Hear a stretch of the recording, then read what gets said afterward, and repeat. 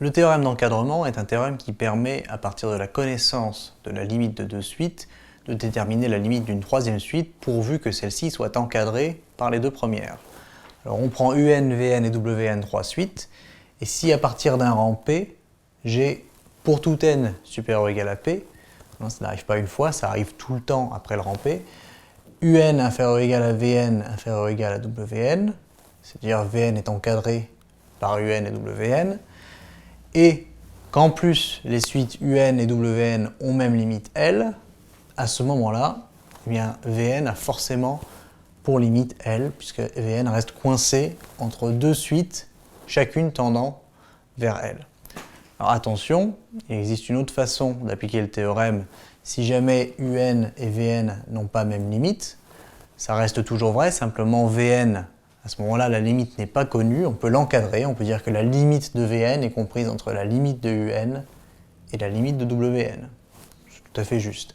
Simplement ici, le cas particulier où leur limite est la même impose que la limite de Vn soit L. Alors, on trouve parfois ce théorème d'encadrement dans la littérature appelé théorème des gendarmes. Ce n'est pas l'appellation officielle. Il vaut mieux utiliser théorème d'encadrement. Théorème des gendarmes, a priori, ça ne veut rien dire. On prend un exemple avec une suite Vn qui est comprise entre 1 sur n et 1 sur n plus 1 à partir du rang 1. Cette quantité-ci tend vers 0 lorsque n tend vers plus l'infini.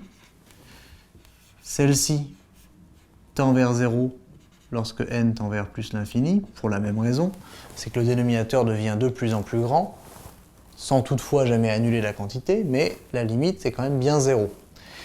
Ça veut dire que, d'après le théorème d'encadrement, la limite de Vn est nulle lorsque n tend vers plus l'infini. Voilà.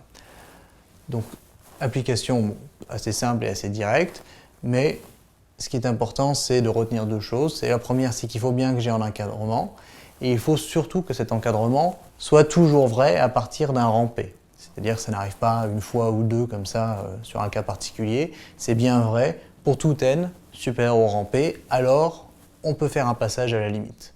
Voilà, et conclure, dans ce cas, sur la limite de Vn.